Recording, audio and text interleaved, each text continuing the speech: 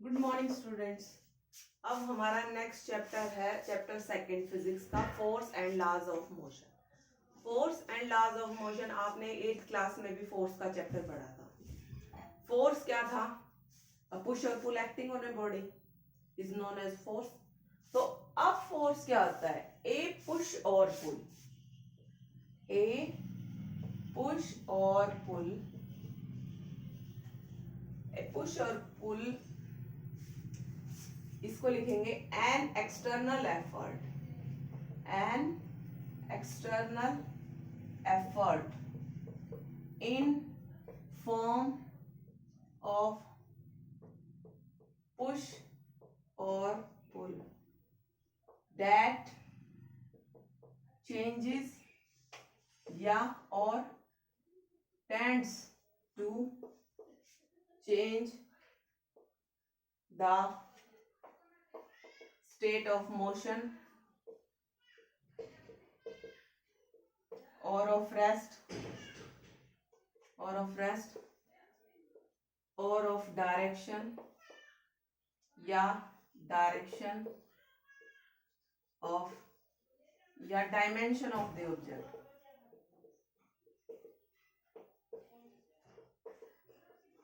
तो फोर्स क्या होता है?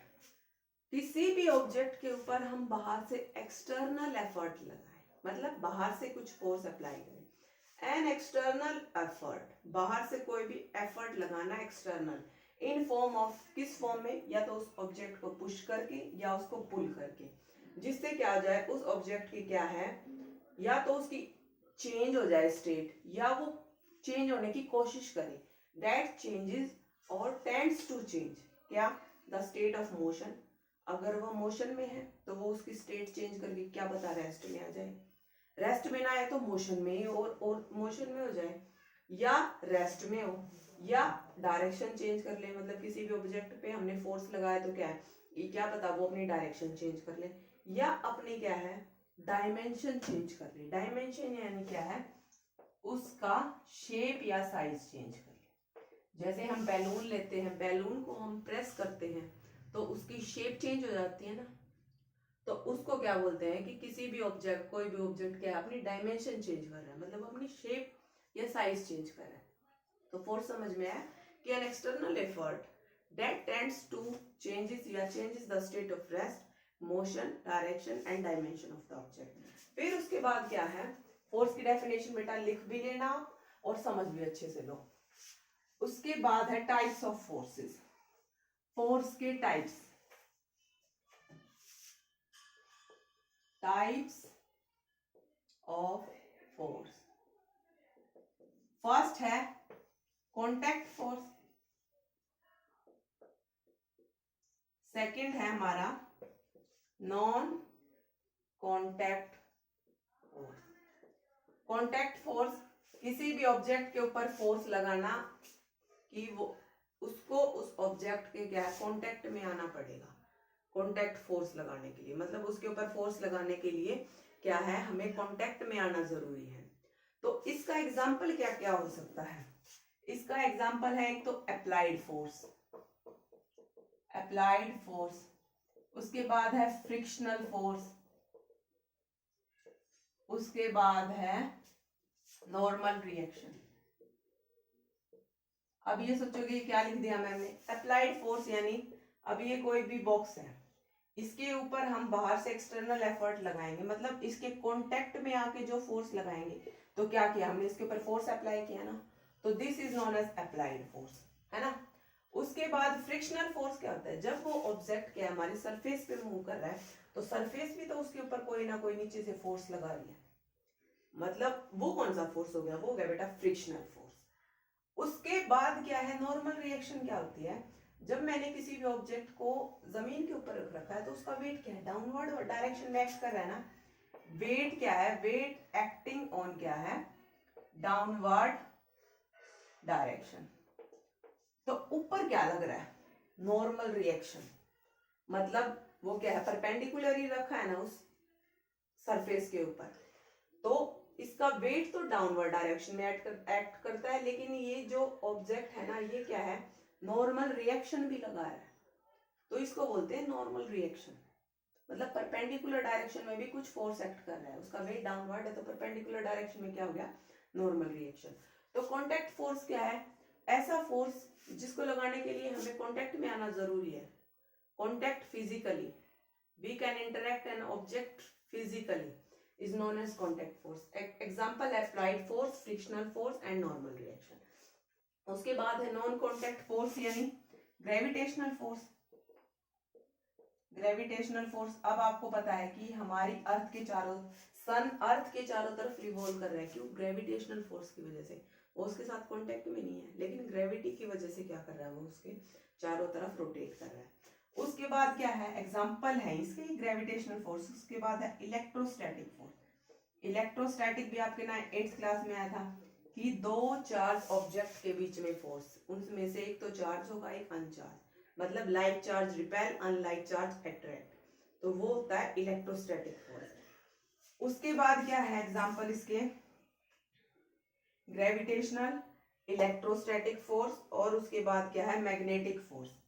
आपको पता है कि आयरन पिंस भी क्या है, मैग्नेट के डायरेक्ट कांटेक्ट में ना आकर कुछ डिस्टेंस से क्या है, फोर्स अप्लाई करते हैं मैग्नेट उन पिंस के ऊपर, तो उसको कौन सा फोर्स बोलते हैं, मैग्नेटिक फोर्स। तो कांटेक्ट फोर्स क्या है, अप्लाइड, फ्रिक्शनल और normal reaction. Example non contact के gravitational, electrostatic, magnetic. This force can be interact physically and this cannot be interact physically, this can act at some distance. उसके बाद है, हमें पता है बैलेंस्ड फोर्स और अनबैलेंस्ड फोर्स, ये भी आपके 8th क्लास में आया था। बैलेंस्ड फोर्स और ये क्या है, अनबैलेंस्ड फोर्स। तो बैलेंस फोर्स क्या होता है, बैलेंस फोर्स क्या होता है, do not act any change, do not act any change in motion, change in motion, और क्या है, they are equal in size and in opposite direction. मतलब क्या है, ये इनसे किसी भी ऑब्जेक्ट की क्या है ना, तो पोजीशन में चेंज होता। मतलब मान लो ये बॉक्स है, एक बंदा इधर से इसके ऊपर फोर्स लगा रहा है, एक इधर से, मान लो इसने भी 50 न्यूटन फोर्स लगाया, इसने भी 50 न्यूटन लगाया, तो इसकी डिस्प्लेसमेंट क्या होगी, 0, 50 माइनस 50, दोनों तरफ से क्या है, इक्वल फोर्स लग रहा है ना।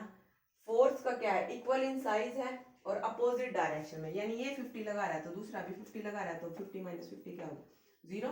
तो इससे क्या होगा, इस ऑब्जेक्ट की पोजीशन में क्या होगा, चेंज नहीं होगा। तो इसको तो बोलते हैं बैलेंस फोर्स, जिससे किसी भी ऑब्जेक्ट की पोजीशन मोशन में चेंज ना हो पाए और वो इक्वल एंड अपोजिट साइज का हो। अनबैलेंस्ड के अंदर क्या होगा, that can act any change in motion of object, object की मोशन में चेंज हो जाएगा, एंड अनइक्वल इन साइज, उनका साइज क्या होगा, अनइक्वल, ठीक है, and applied in same direction. मतलब क्या है, मान लो एक ऑब्जेक्ट है ये, इसके ऊपर यहां से 50 न्यूटन लगा दी, यहां से मैंने 30 न्यूटन लगा दी, तो इधर ज्यादा फोर्स अप्लाई किया है तो ये चीज उधर ही जाएगी, तो 50 माइनस 30 क्या होगा, 20 न्यूटन। तो दिस इज क्या, अनबैलेंस फोर्स, जिससे क्या उस ऑब्जेक्ट की क्या मोशन में क्या हो रहा है, चेंज हो रहा है, और ये क्या है, अनइक्वल इन साइज है, ठीक है। उसके बाद हमारा नेक्स्ट टॉपिक है फॉर्मूला ऑफ फोर्स। फोर्स का फॉर्मूला क्या होता है हमारा,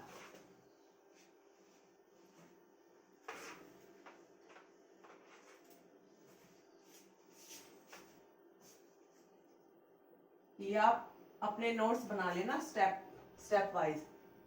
फॉर्मूला ऑफ फोर्स, फोर्स का फॉर्मूला क्या है आपको पता है, फोर्स इज इक्वल टू क्या होता है, mass into acceleration, mass into acceleration, या ma m डॉट a, मास को m से डिनोट करते हैं और एक्सेलरेशन को a से।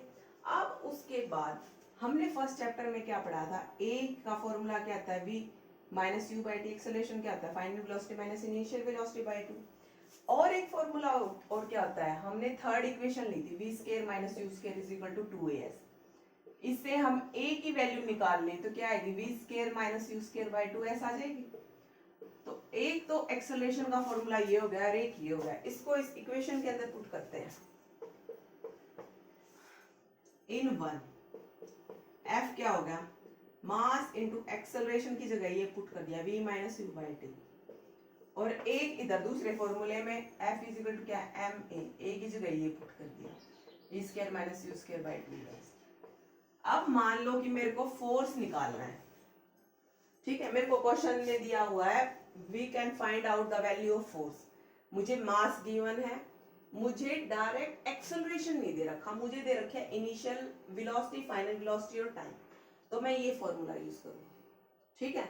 अगर मेरे को टाइम ना दे रखा हो और मुझे दे रखा हो एस डिस्प्लेसमेंट की value, final and initial velocity और मास दे रखा, तो मैं ये फॉर्मूला अप्लाई, ठीक है। तो फोर्स का फॉर्मूला तो होता है ये, और हम इसको डिराइव करके एक्सेलरेशन की वैल्यू पुट करके ये फॉर्मूला बना सकते हैं। उसके बाद है SI unit of force. Force की एसआई यूनिट क्या होती है आपको पता है, फोर्स को हम किस यूनिट में मेजर करते हैं, न्यूटन में। SI unit of force is Newton. Force की एसआई यूनिट क्या है, न्यूटन है। और इसकी सीजीएस यूनिट क्या है, डाइन, DYN। इसका मतलब क्या होता है सीजीएस का, सेंटीमीटर, ग्राम और सेकेंड, ठीक है। अब एसआई यूनिट है न्यूटन फोर्स की, अगर ये कोई पूछ ले कि CGS unit of force is what, वो होती है हमारी डाइन। अब डाइन और न्यूटन में भी एक रिलेशन होता है, one newton is equal to क्या होता है, 1 न्यूटन इज इक्वल टू क्या होता है, 10 टू द पावर 5 डाइन। अगर कहीं ये पूछ ले कि 1 न्यूटन में कितने डाइन होते हैं, तो 10 टू द पावर 5 डाइन, ठीक है। अब आपको पता है फोर्स कौन सी क्वांटिटी है, type of quantity.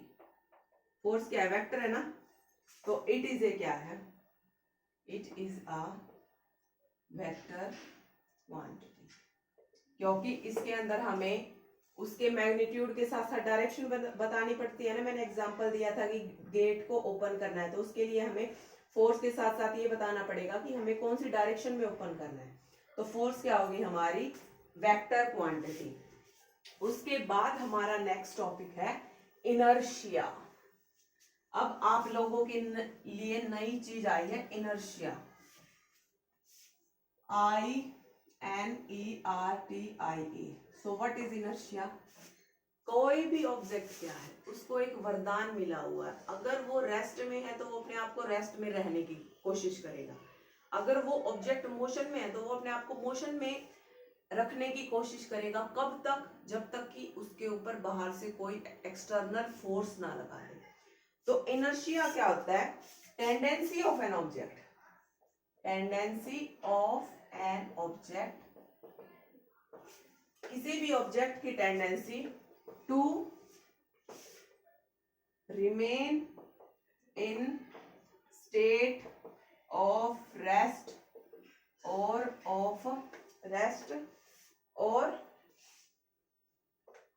To keep moving uniformly is inertia. तो क्या हुआ, किसी भी ऑब्जेक्ट की वो टेंडेंसी, जो वो रेस्ट में है तो वो रेस्ट में रहने की कोशिश करेगा, अगर वो मूव कर रहा है तो यू लगातार यूनिफॉर्मली क्या है, मूव होता रहेगा, जब तक कि whenever an external force is not applied on it। तो इसको बोलते हैं इनर्शिया। इनर्शिया की होती है बेटा हमारी 3 टाइप्स, 1 2 3। सबसे पहले होता है इनर्शिया ऑफ रेस्ट, अगली है इनर्शिया ऑफ मोशन, अगली है inertia of direction. Inertia of rest के अंदर क्या होता है, कोई भी ऑब्जेक्ट रेस्ट में है ना, तो वो अपने आप को रेस्ट में ही रहने की कोशिश करेगा, रखने की। अगर कोई ऑब्जेक्ट मोशन में है तो वो अपने आप को मोशन में ही रखने की कोशिश करेगा, और इसके अंदर क्या है, इनर्शिया ऑफ मोशन के अंदर क्या है, उसकी डायरेक्शन चेंज हो जाती है। तो इन टाइप्स को हम कल डिफाइन करते हैं। आज के लिए आप इतना ही कीजिए। थैंक यू बेटा, और साथ साथ नोट्स बनाते रहिए जरूर, क्योंकि नोट्स में बेटा बहुत आसान हो जाता है। और ऑनलाइन क्लासेस का मैं आप लोगों को बताऊं, ऑनलाइन क्लासेस लेने में कोई दिक्कत नहीं है, लेकिन आप बेटा एक तो क्लास है, ठीक है, उसके बाद एक हम घर पे पढ़ा रहे हैं, तो उसमें क्या दिक्कत होती है, उसके अंदर बेटा ये वीडियो है, आप अपने पास स्टोर करके देखो। अगर आपको 10 बार देखनी है ना, तो आप 10 बार ही इसको देख सकते हो, अगर आप इसको सेव कर लो। कब तक? जब तक कि आप उसके नोट्स प्रिपेयर ना करना। अगर मैं लाइव क्लास लेने लग जाऊँ आपकी, तो लाइव क्लासेस के अंदर क्या होगा, आप एक चीज 10 बार समझोगे तो सिर्फ क्या है, ज्यादा से ज्यादा 5 या 10 मिनट भी बहुत मुश्किल से इतना ही पढ़ाया जाएगा। और एक वीडियो है, वीडियो में आप क्या है, उसको 10 बार देख सकते हो, जब तक कि आपके नोट्स प्रिपेयर ना हो जाए या अच्छे से समझ ना पाओ। और कोई दिक्कत आती है आप मेरे पास वैसे मैसेज कर दो, मैं आपको वैसे बता दूंगी। Thank you.